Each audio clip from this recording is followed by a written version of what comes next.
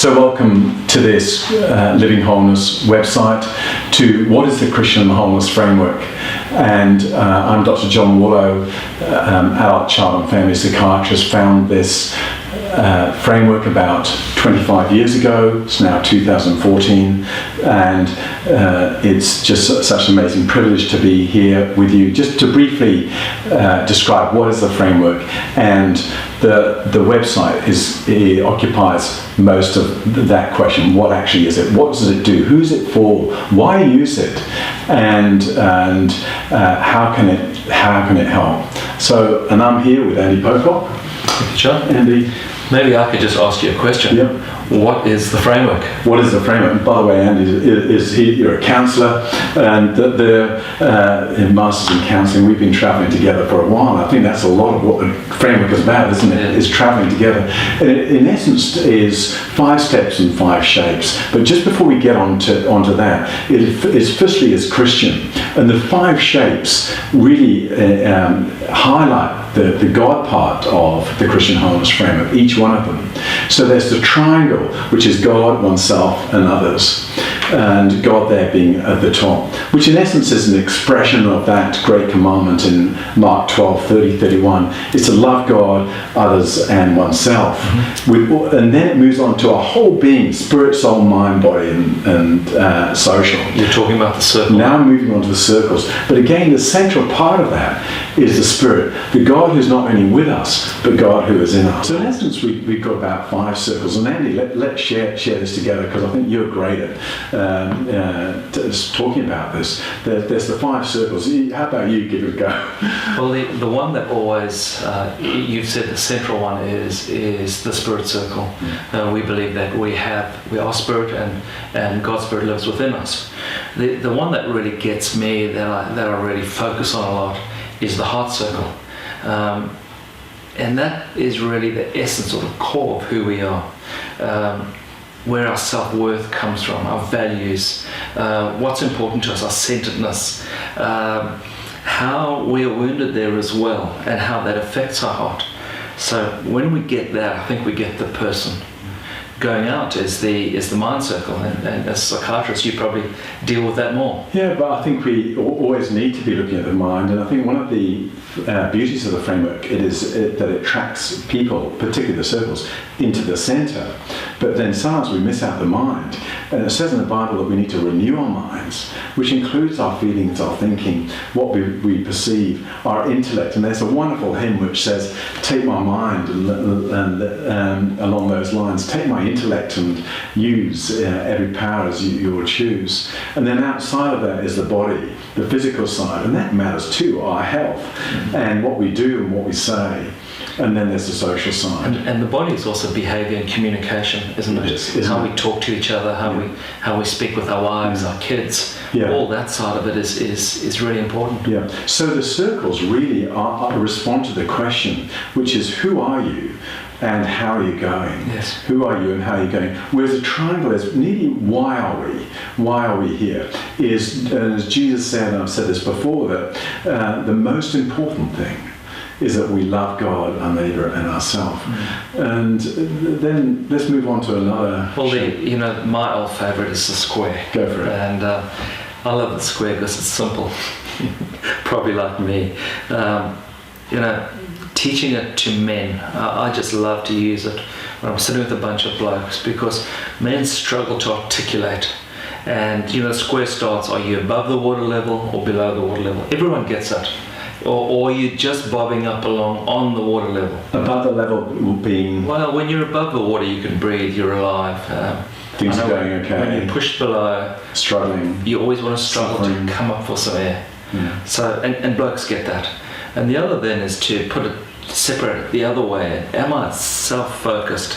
Is my life about me, myself, and I? That's like the left-hand side. Left-hand side.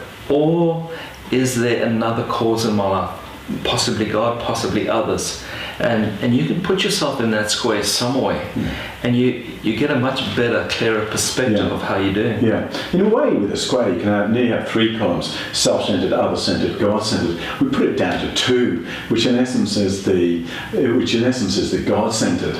And then on the left-hand side, looking from your perspective, is the anything else centered, anything which is other than God. And I've just found that so helpful to really respond to that question: where am I? Where am I?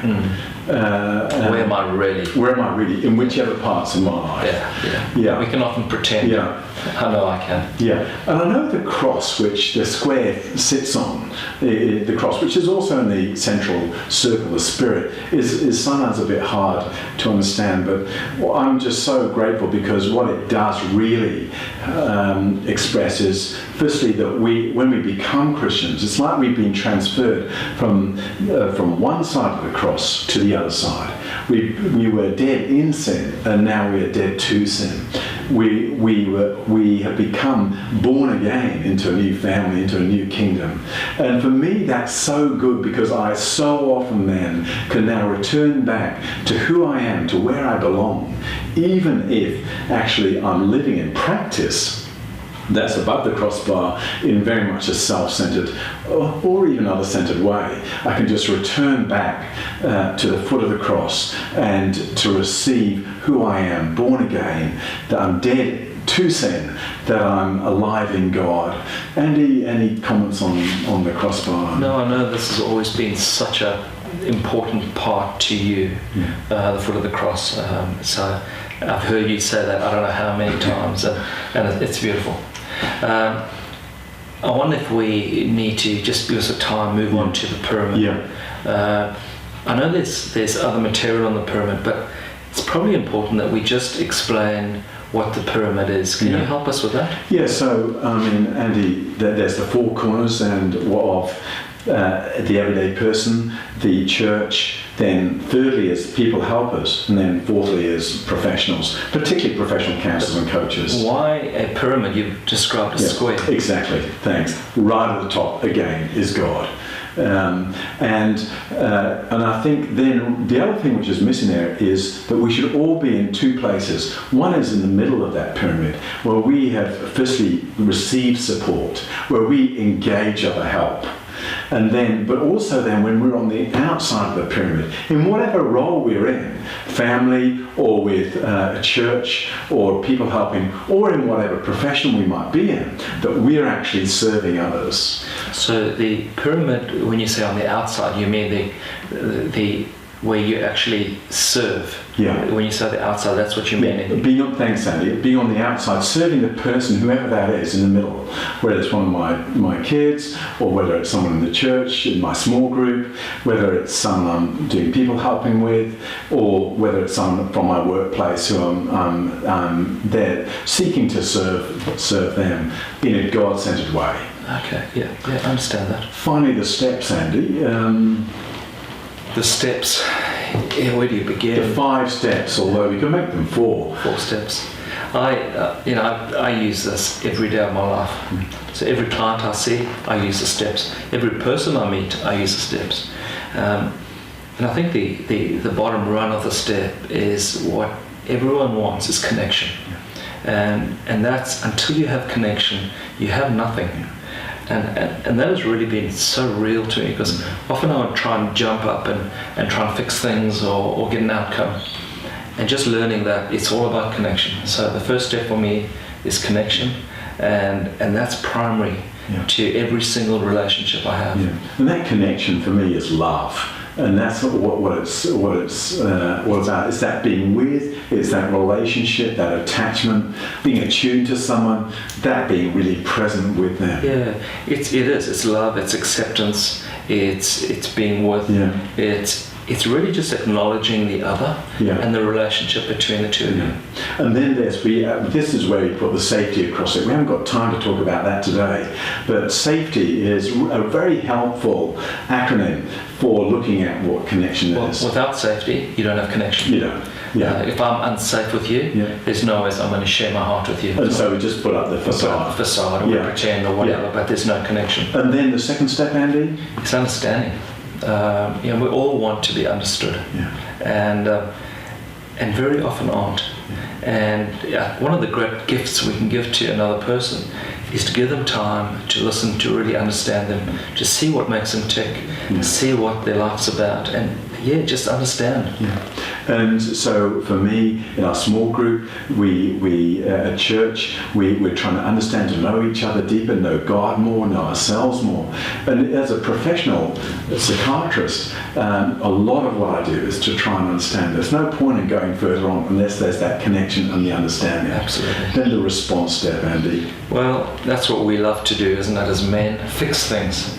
And so my tendency is to jump to that step. Yeah. And I'm actually learning to resist the jump until I really have connection and understanding. So I actually respond or fix things less than I used to because of learning the framework. Because what I realize is people often know what they need to do. They don't need me to tell them what they need to do. They just really want to be understood first. And once they have that, very often they're able to fix or respond to their own problems. Yeah. So when there's that being with that understanding, then one can take that what we call invitational posture. We might know what's ahead, but we don't go ahead, and often they do. And for me, it's like in our small group, I often have that sort of square in front of me when I'm on the response step, and I actually ask questions to myself like, what would that person look like? More in that top right-hand quadrant, in other words, God-centered flourishing, so that they can then go and serve and lead. Serve and lead. And then finally, well, there's another one after this, but briefly, Andy, the engage other help to serve and lead. Engaging other help. I think the key is to realise we can't do everything. You know, we're not capable of being everything to everyone. I'm not a pastor, and if someone needs genuine spiritual input, then the other help is a pastor. I'm not a psychiatrist. If they need help, they go to someone like you. I'm not a doctor. If they need medical help, but I'm a therapist and I could be a friend. So just knowing where you are and knowing where your limits are allows you to really be comfortable in your part of the pyramid, and to encourage people to get their needs met by the appropriate person when you can't meet their needs. I think what you're saying is so good. And for me, the whole church is the local church, with family and friends, with people helpers, and with professionals, all serving together to serve, say, for example, someone in the middle, under God. And serving, and I think that really comes down to the Great Commandment, go and make disciples. It comes down to the Great Commission. Great Commission, go and make disciples. Comes down to the Great Commandment of go and love the Lord your God and your neighbour as yourself. And it also comes down to the New Commandment of engaging help in order to serve. And that's what Jesus did, love, and said to us, love one another as I have loved you. I guess that's what the Christian Wholeness Framework is about, Andy, is that we might do the Great Commandment, the Great Commission, and the New Commandment as well. And then there's finally a little E on the end of the cure: connect, understand, respond, engage other help. And believe it or not, in China they call it CURE. Not very good, but at least it's something which they do grasp. There, and in any country it really works. But then there's final little E, which we say is evaluate, which is to say, see how it's going. And I really hope that as a result of your being here on this video, that you can actually even give us some feedback.